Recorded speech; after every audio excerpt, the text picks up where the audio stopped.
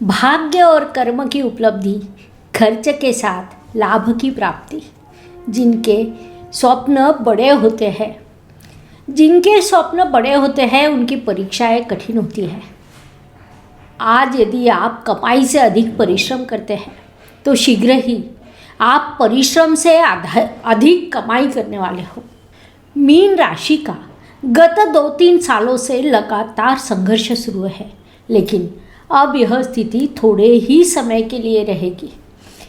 अब इस नववर्ष के अप्रैल माह में इस स्थिति में बड़ा बदलाव होगा, क्योंकि आपकी राशि में पंच महापुरुष योगों में से एक हंस योग का निर्माण होने वाला है, जो एक राजयोग है और उसके आपको अत्यंत शुभ फल प्राप्त होंगे।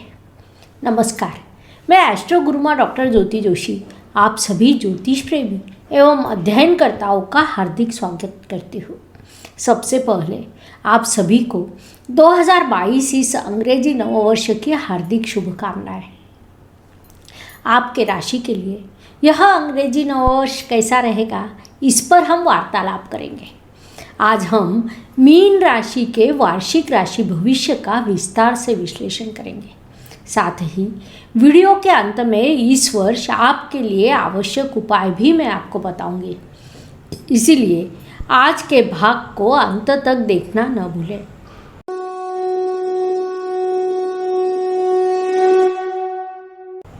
इस नववर्ष के भविष्य का विश्लेषण करते हुए उसमें मुख्य 2 भाग आते हैं, अर्थात अप्रैल माह तक की ग्रह स्थिति और अप्रैल के बाद की ग्रह स्थिति में बड़ा बदलाव होने वाला है।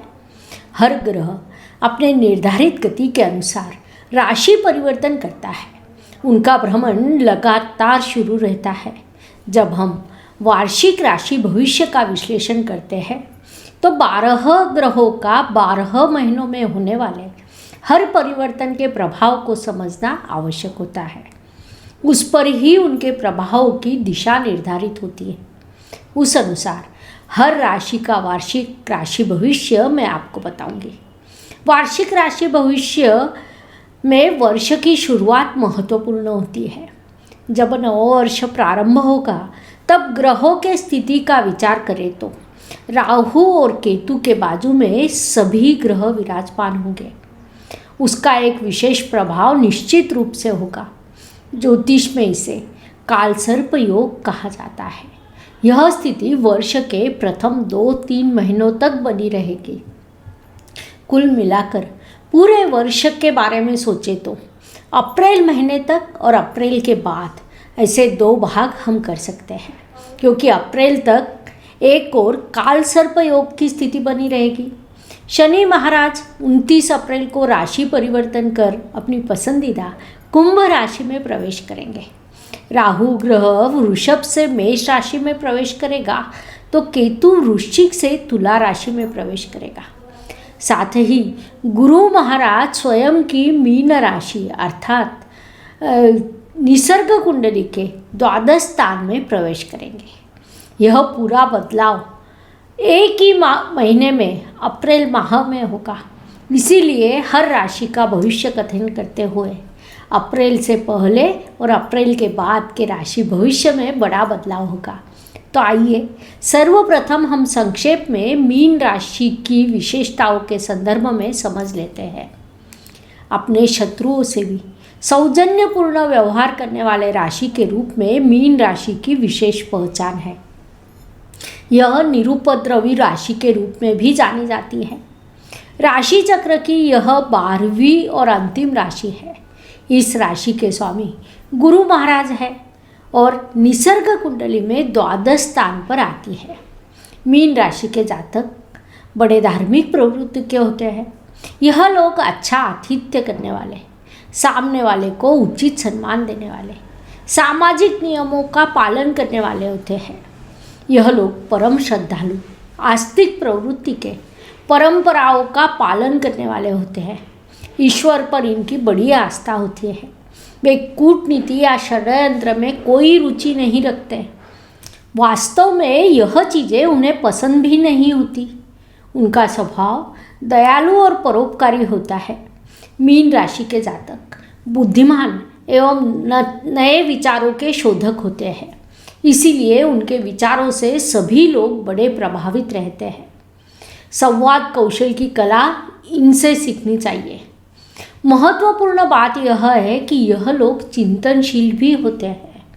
सभी के साथ विनम्रता से व्यवहार करना, सभी से प्रेम संबंध बनाए रखना, यह उनका मुख्य गुणधर्म होता है। साहित्य, लेखन, कला में उनकी विशेष रुचि होती है, जिस कारण मीन राशि के जातक लेखक या कवि भी होते हैं, जिसके बल पर समाज में उन्हें लोकप्रियता के साथ उचित सम्मान प्राप्त होता है। न्यायप्रिय होने के कारण वे सदैव न्याय के पक्ष में होते हैं। अपने सौम्य स्वभाव के कारण कोई उनके साथ भले ही बुरा व्यवहार करता हो, लेकिन वे उनके साथ सौम्यता से व्यवहार करते हैं। तो मीन राशि के लिए यह नया साल कैसा रहेगा, इसे हम विस्तार से समझेंगे, लेकिन उससे पहले इस साल की विशेष ग्रह स्थिति को समझ लेते हैं। Please like, share and subscribe the channel, और हाँ, बेल आइकॉन दबाना ना भूलें। धन्यवाद। इस नववर्ष के सबसे बड़े एवं महत्वपूर्ण बदलाव अप्रैल माह में होंगे। खासकर 13 अप्रैल से अर्थात चैत्र शुद्ध प्रतिपदा से मराठी नववर्ष का प्रारंभ होगा। उससे एक दिन पहले राहु और केतु ग्रह राशि परिवर्तन करेंगे। राहु मेष राशि में तो केतु ग्रह तुला राशि में प्रवेश करेगा। 13 अप्रैल को गुरु महाराज अपने समग्रह शनि महाराज की कुंभ राशि से स्वयं की मीन राशि में प्रवेश करेंगे। मीन उनकी जल तत्व की राशि है। निसर्ग कुंडली में मोक्ष त्रिकोण के द्वादश स्थान में प्रवेश करने वाले गुरु महाराज की यह अत्यंत शुभ स्थिति मानी जाती है। उसी समय 29 अप्रैल को शनि महाराज भी स्वयं की कुंभ राशि में प्रवेश करेंगे, जो उनकी बुद्धिमान राशि मानी जाती है। शनि महाराज न्याय के कारक ग्रह के रूप में जाने जाते हैं, इसलिए उनका यह राशि परिवर्तन महत्वपूर्ण रहेगा। अप्रैल माह के इन महत्वपूर्ण बदलाव के अलावा अन्य ग्रह जैसे मंगल, बुध, रवि, शुक्र यह सामान्य रूप से 1 से 1.5 माह में राशि परिवर्तन करते हैं। उस अनुसार उनके प्रभाव की दिशा बदलती है। इन सभी बदलावों को समझते हुए हम इस वर्ष के राशि भविष्य का विश्लेषण करेंगे। महत्वपूर्ण बात है कि इस नववर्ष का नाम शुभकृत है और 13 अप्रैल 2022 से वह प्रारंभ होगा। साथ ही मराठी नववर्ष का राजा शनि ग्रह है, इसीलिए शनि महाराज की स्थिति महत्वपूर्ण होगी। उनकी यात्रा अभी मकर राशि से शुरू है। 29 अप्रैल को वह अपने पसंदीदा कुंभ राशि में प्रवेश करेंगे। सामान्य जनता एवं परिश्रमी लोगों को उचित न्याय दिलाना यह उनका मुख्य कारकत्व है। इसीलिए नववर्ष के संदर्भ में विचार करें तो सभी मोर्चों पर उचित न्याय होगा, जिस कारण सामान्य जनता की भूमिका महत्वपूर्ण रहेगी। साथ ही परिश्रमी लोग एवं न्याय प्रणाली महत्वपूर्ण रहेगी। इस मुख्य ग्रह स्थिति के अनुसार 2022 यह नववर्ष विभिन्न दृष्टियों से मीन राशि के लिए कैसा रहेगा, इसे हम विस्तार से समझेंगे। शुभ समय। जीवन सुख दुख और उतार चढ़ाव से भरा होता है। कोई भी मनुष्य पूर्ण रूप से सुखी या पूर्ण रूप से दुखी हो नहीं सकता। उस अनुसार हर दिन सभी के लिए समान नहीं होता। फिर भी वर्ष का कुछ अवधि व्यक्ति या राशि के अनुसार शुभ होता है। उस दृष्टि से मीन राशि के संदर्भ में विचार करें तो नव वर्ष के प्रारंभ में अर्थात जनवरी का पहला पखवाड़ा, मार्च का पूरा महीना, मई महीने का पहला पखवाड़ा, जुलाई का पूरा महीना, दिसंबर का दूसरा पखवाड़ा अत्यंत शुभ एवं लाभकारी रहेगा। इसे ध्यान में रखते हुए आपको इस वर्ष के महत्वपूर्ण कामों की योजना बनानी चाहिए। इस शुभ समय की शुभता की वृद्धि करने के लिए मैं आपको वीडियो के अंत में अत्यंत सरल उपाय बताने वाली हूँ। आप सभी को उनका लाभ उठाना चाहिए। व्यक्तित्व की दृष्टि से विचार करें तो राशि स्वामी गुरु महाराज का गोचर मीन जातकों के लिए महत्वपूर्ण होता है। गत 3 सालों से गुरु महाराज का गोचर आपके लिए नकारात्मक पद्धति से शुरू था, अर्थात पहले केतु के साथ वे गठबंधन में थे, उसके बाद वे मकर राशि में नीच अवस्था को प्राप्त हुए। वर्तमान स्थिति में वह कुंभ राशि अर्थात आपके व्यय स्थान में विराजमान है। इस वर्ष 13 अप्रैल 2022 को वे आपके राशि में प्रवेश करेंगे। फलस्वरूप सभी नुकसानों की भरपाई कर वे आपको लाभ प्रदान करेंगे। महत्वपूर्ण बात यह है कि आपके राशि में विराजमान होकर वे हंस राजयोग नामक राजयोग का निर्माण करेंगे। परिणाम स्वरूप इससे पहले आपने जितने भी परिश्रम किए थे, जो भी परेशानी उठाई है, उससे बाहर निकलकर सफलता के पथ पर आप अग्रसर होंगे। स्वाभाविक रूप से इन सब का आपके व्यक्तित्व पर अत्यंत सकारात्मक प्रभाव होगा। संक्षेप में कहें तो अप्रैल के बाद का समय आपके व्यक्तित्व को समृद्ध करेगा, उसका आपको पूरा उपयोग करना चाहिए। पारिवारिक दृष्टि से विचार करें तो इस नववर्ष की शुरुआत मीन जातकों के लिए लाभकारी रहेगी, क्योंकि आपका द्वितीयेश मंगल ग्रह की यात्रा वर्ष से प्रारंभ में भाग्य स्थान से है, उसके बाद कर्म स्थान से और उसके बाद लाभ स्थान से होगी। कुल मिलाकर विचार करें तो पारिवारिक दृष्टि से यह पूरा साल आपके लिए लाभकारी रहेगा। पारिवारिक सौख्य प्रदान करेगा, अर्थात बीच में 1-2 महीने को छोड़ दिया जाए तो पूरे साल में माता पिता का प्रेम, जीवन साथी का सहयोग, संतति का कर्तृत्व, मामा परिवार, काका परिवार सभी से उचित सहयोग प्राप्त होगा। पारिवारिक एकता की दृष्टि से इस वर्ष में मीन जातक संतुष्ट रहेंगे, क्योंकि उतना पारिवारिक सौख्य उन्हें प्राप्त होगा। मीन जातकों के लिए पारिवारिक सुख सदैव महत्वपूर्ण होता है, लेकिन इसे जब हम कहते हैं तो एक चीज़ मुख्य रूप से ध्यान में लेनी चाहिए कि आपके द्वितीय स्थान में राहु का आगमन होने वाला है। ज्योतिष नियमों के अनुसार परिवार के स्थान में राहु विघटन करवाता है, परिवार की एकता को भंग करता है। इसलिए आपको सावधान रहना होगा, क्योंकि भावनाएं सभी की अच्छी होती है, उद्देश्य अच्छा होता है, फिर भी मनुष्य स्वभाव के अनुसार कभी कभी कोई चूक हो जाती है। इसीलिए रिश्तों में किसी की नीयत पर कभी शक न करें। यदि आपने वैसा किया तो राहु का कारकत्व जागृत हो जाएगा और वह परिवार की एकता भंग करेगा। इसे ध्यान में रखना चाहिए। Please like, share and subscribe the channel, और हाँ, बेल आइकॉन दबाना ना भूलें। धन्यवाद। पराक्रम और परिश्रम की दृष्टि से विचार करें तो मीन जातक कई बार मनमौजी व्यवहार करते हैं, क्योंकि काम को पूरा करने की बजाय उसे टालने की आपकी मूल प्रवृत्ति होती है। इस नववर्ष के प्रारंभ में भी यह प्रवृत्ति थोड़ी सी सामने आएगी, लेकिन अप्रैल माह के बाद उसमें बड़ा बदलाव होगा। आपके परिश्रम को उचित दिशा प्राप्त होगी। लेकिन जो जातक लेखक है या मैनेजमेंट के क्षेत्र में कार्यरत है, वे कभी भी परिश्रम करने में पीछे नहीं रहते हैं। लेखन कार्य करना मीन जातकों को विशेष रूप से अच्छा लगता है।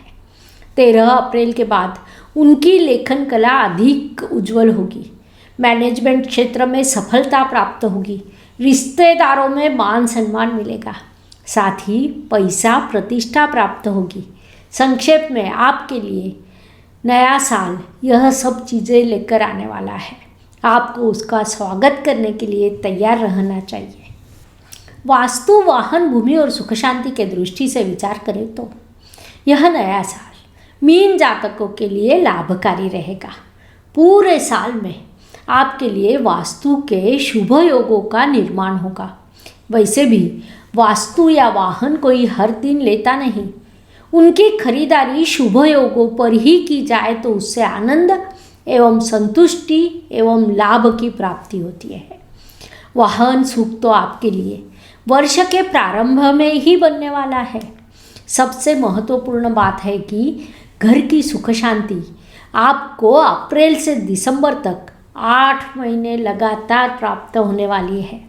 अर्थात इस नववर्ष में आप अत्यधिक प्रसन्न रहने वाले हैं। उस शुभ अवधि का आपको पूरा लाभ उठाना चाहिए। शिक्षा एवं इष्ट देव के सहयोग के दृष्टि से विचार करें तो मीन जातकों के लिए इस नववर्ष के सीधे सीधे 2 भाग किए जा सकते हैं। अर्थात 2 अलग अलग प्रभाव आपको इस वर्ष में प्राप्त होंगे। उसमें भी टेक्निकल या मैकेनिकल क्षेत्र में जिनकी पढ़ाई शुरू है उन्हें बड़ी सफलता प्राप्त हो सकती है। साथ ही फार्मेसी, लिटरेचर, मैनेजमेंट के क्षेत्र में जिनकी पढ़ाई शुरू है उन्हें अप्रैल के बाद विशेष सफलता प्राप्त होगी। उनके लिए सफलता के नए द्वार खुलेंगे। कुल मिलाकर यह नववर्ष आपको सफलता प्रदान करने वाला है। अंतर केवल इतना होगा कि क्षेत्र के अनुसार प्रभाव की दिशा थोड़ी बदल जाएगी। इसे पहले से ही ध्यान में लेते हुए उचित समय पर उचित निर्णय लेने का प्रयास करें ताकि पूरी सफलता प्राप्त हो सके। इस काम में इष्ट देव आपको पूरे आशीर्वाद प्रदान करने वाले हैं। इष्ट देव के आशीर्वाद मनुष्य को कर्तृत्व के शिखर पर ले जाते हैं। उस शिखर पर पहुंचने की अब आपकी बारी है।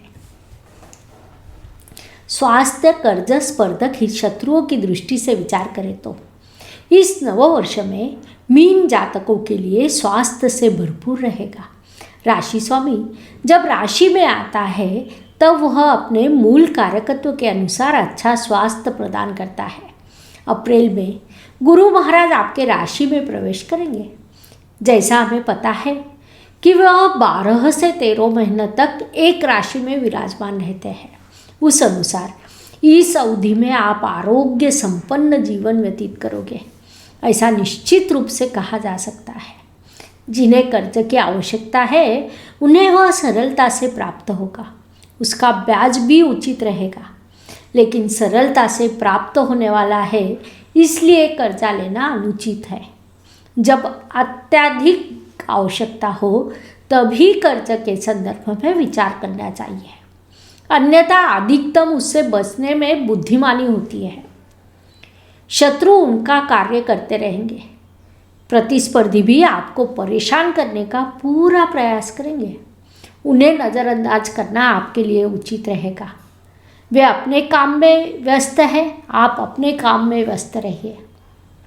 यह आपके लिए लाभकारी रहेगा। नौकरी एवं व्यवसाय के दृष्टि से विचार करें तो नववर्ष केवल मीन जातकों के लिए आने वाला है, ऐसा हम निश्चित रूप से कह सकते हैं।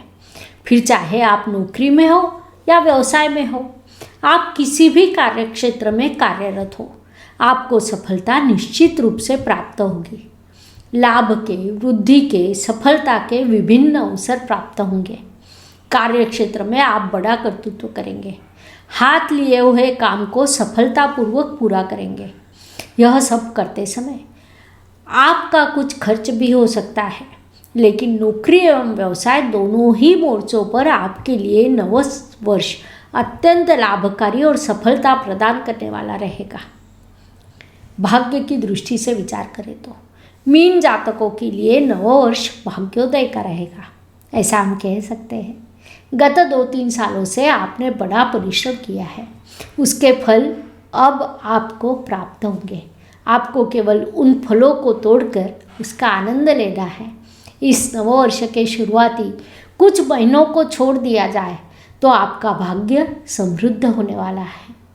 भाग्य का बड़ा द्वार आपके लिए खुलेगा। आपको उसका आनंद लेना चाहिए, अधिकतम कर्म करना चाहिए ताकि इस भाग्यवर्धक कालावधि का पूरा उपयोग हो सके। कर्म की दृष्टि से विचार करें तो नववर्ष की शुरुआत मीन जातकों के लिए अधिक लाभकारी नहीं रहेगी, क्योंकि आप अपने मूल प्रवृत्ति के अनुसार काम को पूरा करने की अपेक्षा उसे टालने का प्रयास करोगे। लेकिन 13 अप्रैल के बाद इस स्थिति में बड़ा बदलाव होगा। आप कर्म प्रधान होंगे। हर काम का पहले उचित योजना बनाना और उस अनुसार उस काम को सफलतापूर्वक पूरा करना, यह महत्वपूर्ण बदल आप में होगा। इस काम में आपको भाग्य से उचित सहयोग प्राप्त होगा। संक्षेप में, अप्रैल महीने के बाद आपके कर्म समृद्ध होंगे। आपको उसका पूरा उपयोग करना चाहिए। लाभ की दृष्टि से विचार करें तो नया साल मीन जातकों के लिए बड़े लाभ का रहेगा, क्योंकि लाभेश लाभ के धन स्थान में, वह भी स्वराशि में विराजमान है। फलस्वरूप वह निश्चित रूप से लाभ प्रदान करेगा। लेकिन पूरी कुंडली को जब हम देखते हैं तो लाभेश व्यय स्थान में विराजमान है, अर्थात लाभ के साथ वह आपके लिए कुछ खर्च भी उत्पन्न करेगा। संक्षेप में, भरपूर लाभ और भरपूर खर्च, यह इस नववर्ष की आपके लिए विशेषता होगी। खर्च निश्चित रूप से होगा, उसका दूसरा कोई विकल्प नहीं, लेकिन साथ ही लाभ भरपूर होगा। आपको उसका सदुपयोग करना चाहिए।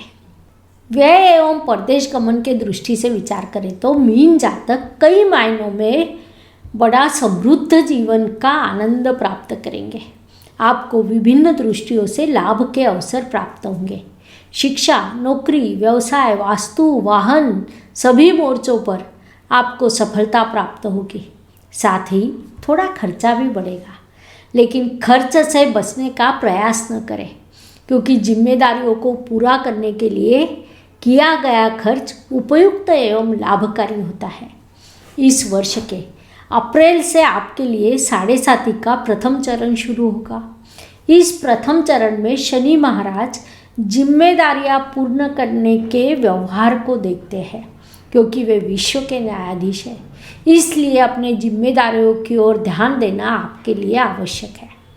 जिम्मेदारियों को निभाने के लिए भले खर्चा होता है तो उसे अवश्य करें, क्योंकि उस खर्च से भी आपको लाभ की प्राप्ति होगी। जो मीन जातक विदेश में स्थित है, यह नववर्ष केवल उनके लिए आने वाला है। गत 2 सालों से वे लगातार अस्थैर्य का सामना कर रहे थे। हमें अपनी मातृभूमि को लौट जाना चाहिए, ऐसा विचार कई बार उनके मन में जागृत हुआ होगा। यहाँ हमें सफलता प्राप्त होगी या नहीं, ऐसा डर भी उनके मन में उत्पन्न हुआ होगा। उस डर पर विजय प्राप्त कर बड़े संघर्ष के साथ आप वहाँ डटे रहे। अब इस स्थिति में बदलाव होगा, आप स्थैर्य का अनुभव करोगे। महत्वपूर्ण बात है कि इस नववर्ष में आपके राशि में होने वाला राजयोग आपके जीवन को समृद्ध बनाएगा। इसीलिए विदेश में स्थित मीन जातकों के लिए यह वर्ष लाभकारी एवं सफलता प्रदान करने वाला रहेगा। उपायों की दृष्टि से विचार करें तो ज्योतिष शास्त्र में कुछ अत्यंत सीधे, सरल, आसान उपाय बताए गए हैं। भले ही वह छोटे हो, लेकिन उनका प्रभाव बड़ा होता है। उस अनुसार इस नए साल में मीन जातकों की दृष्टि से उपायों का विचार करें तो सेवा, दान एवं मंत्र, इन माध्यमों से करने वाले उपाय मैं आपको बताऊंगी। उसमें हनुमान चालीसा का पाठ करते हुए चौपाई पर पीपल वृक्ष की एक परिक्रमा करने का उपाय आपके लिए अत्यंत लाभकारी रहेगा। साथ ही कांसे के कटोरे को सरसों या तिल के तेल से भरकर उसमें अपना चेहरा देखें और उसे दान करें।